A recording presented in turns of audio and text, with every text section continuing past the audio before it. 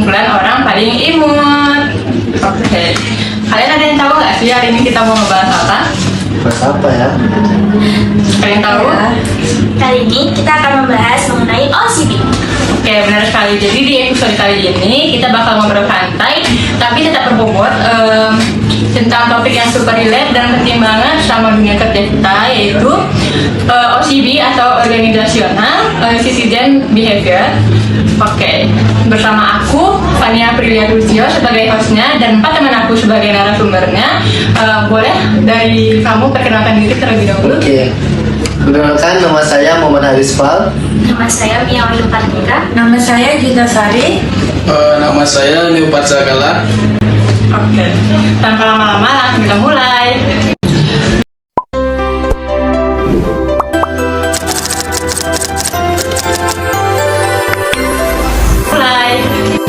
Nah, kalau dengar istilah OCB ini mungkin kedengarannya agak berat ya. Nah, tapi sebenarnya konsep ini itu terlalu dekat loh sama kehidupan kerja sehari-hari. Nah, menurut kamu apa sih OCB itu? Oke, jadi menurut aku OCB itu perilaku yang dilakukan oleh seorang karyawan secara sukarela untuk membantu karyawan yang lainnya. Misalnya nih, teman karyawan OCB ini memiliki tugas yang mungkin agak kesulitan. Jadi karyawan OCB ini membantu secara sukarela untuk teman yang kesulitan tadi. Tanpa imbalan berarti ya? Iya, tanpa imbalan. Jadi intinya tuh OCB ini adalah suatu hal perilaku kecil yang dilakukan oleh seorang karyawan, tetapi efeknya itu sangat besar untuk organisasi. Oke, benar sih. Jadi OCB ini bukan soal kewajiban, tapi lebih ke inisiatif dan kesadaran diri sendiri ya? Iya, betul. Oke. Nah, jadi OCB ini kan sifatnya sukarela ya dan di luar job desk. Nah, terus pertanyaannya, kenapa sih OCB itu penting dalam sebuah perusahaan dan dalam sebuah organisasi itu kenapa masih perlu membutuhkan perilaku kayak gitu? Sebabnya boleh dijelaskan? Kenapa OCB itu penting? Mungkin karena OCB ini bikin organisasi jadi lebih berjalan efektif. Kalau karyawannya punya OCB yang tinggi, maka kayak suasana kerjanya biasanya lebih positif. Terus konfliknya bisa berkurang. Konflik dalam perusahaan itu pasti bakal berkurang. Terus kerja timnya pasti lebih erat atau solidaritasnya lebih tinggi. Terus pekerjaannya pasti akan lebih cepat selesai. Dan ujung-ujungnya kinerja organisasi tersebut pasti akan lebih meningkat. Juga budaya kerjanya pasti lebih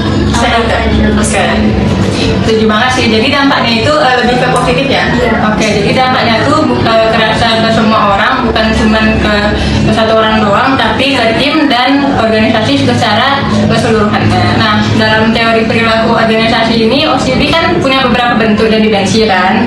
Nah, biar lebih kebayang dan nggak cuma istilah aja, menurut Juwita bisa nggak dijelaskan satu persatu?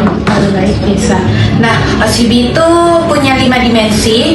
Yang pertama itu ada outcomes, yaitu kebiasaan bantu rekan kerja yang lagi membutuhkan bantuan.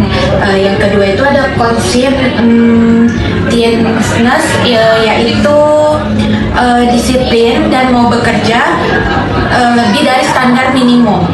Dan yang ketiga ada sportsmanship, artinya nggak gampang ngeluh walaupun kondisi kerja lagi nggak ideal. Yang keempat tuh ada courtesy, yaitu jaga sikap dan hubungan baik biar nggak muncul konflik. Nah, yang terakhir itu yang kelima itu ada civic virtue, yaitu peduli sama organisasi, baik ikut kegiatan perusahaan dan berani kasih saran atau ide-ide. Oke, makasih Juwita. Jadi kalau dipikir-pikir, ternyata hal-hal kecil kayak gini tuh sering banget loh kita lakuin di tempat kerja kayak sekolah atau organisasi juga ada loh. Nah, kemudian kan nggak semua orang nih mau melakukan hal yang ekstra kayak OCB. Nah, menurut kamu apa aja sih faktor yang bikin seseorang mau melakukan kegiatan OCB, perilaku OCB kayak gitu? Ada beberapa faktor yang mempengaruhi OCB. Yang pertama ada kepuasan kerja. Kalau seorang nyaman dan puas sama pekerjaannya, biasanya OCB-nya juga tinggi. Yang kedua komitmen organisasi. Apalagi kalau karyawannya udah punya ikatan emosional sama perusahaannya. Yang ketiga, keadilan organisasi. Kalau karyawannya merasa diperlakukan adil, mereka lebih ngelakuin hal ekstra. Yang selain itu ada gaya kepemimpinan yang sportif dan juga kepribadian individu. Misalnya orang yang memang suka membantu gitu. Oke, jadi aku mau nanya nih, kalau berarti gaya kepemimpinan yang sportif itu bisa meningkatkan motivasi karyawan atau gimana? Bisa? Bisa, oke. Oke, masuk akal sih. Berarti lingkungan kerja dan sikap kepemimpinan itu ngaruh besar ya ke munculnya OCD. Biar nggak cuma teori nih dan bisa kebayang, jadi kita bahas ya contoh nyatanya. Menurut kamu OCD yang sering dilakukan di tempat kerja atau organisasi itu apa aja sih? Oke, contoh OCD di dunia kerja seperti yang sudah dijelaskan oleh Haris, yaitu OCD itu merupakan suatu perilaku yang dilakukan secara sukarela oleh karyawan. Jadi contohnya itu kayak membantu rekan karyawan yang lain untuk melakukan pekerjaan mereka gitu. Dia itu melakukan itu secara sukarela tanpa disuruh, tanpa diperintah, dia rela. Berarti nggak butuh imbalan ya? Ya nggak butuh imbalan, nggak butuh kayak penghargaan gitu macam enggak. Secara ikhlas aja gitu tuh. Ya, secara itu dari ikhlas. Mau lembur pas tim organisasi itu lagi kekurangan orang, dia tuh kayak mau membantu tanpa kayak bener-bener nggak disuruh sama orang lain, Tapi dia mau inisiatif membantu. diri, oke. Terus sekarang enggak Ya, alhamdulillah. ya. Alhamdulillah. Alhamdulillah, oke. Oke, lanjutnya. Lanjut, jaga lingkungan perusahaan juga tetap rapi dan bersih. Terus serta mengikuti rapat atau kegiatan yang itu tidak diwajibkan untuk dia mengikutinya. Ini relate banget sih kayaknya ya. Jadi kelihatannya sepele, tapi kalau dilakukan dalam dunia kerja atau organisasi, dampaknya itu terasa banget ya kan dalam suasana kerja atau buat karyawannya juga gitu. Nah yang terakhir nih, setelah tahu pengertian dan contohnya, sekarang kita bahas manfaatnya ya.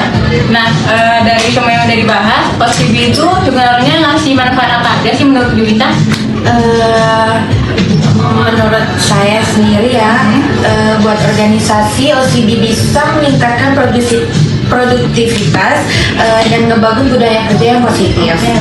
Sedangkan buat karyawan OCD bisa ningkatin reputasi, buka peluang kenaikan jabatan, dan bikin hubungan kerja jadi lebih harmonis. Oke, jadi itu aja yang kita. Saya setuju banget sih ya. Jadi OCD ini beneran win-win solution ya. Jadi bukan cuma buat karyawan perusahaannya aja, tapi juga buat karyawan juga. Oke. Nah dari podcast yang barusan kita lakukan ini bisa kita simpulkan bahwa OCD itu perilaku yang sederhana tapi dampaknya itu besar banget buat organisasi. Nah tapi OCD itu sering banget diremehin.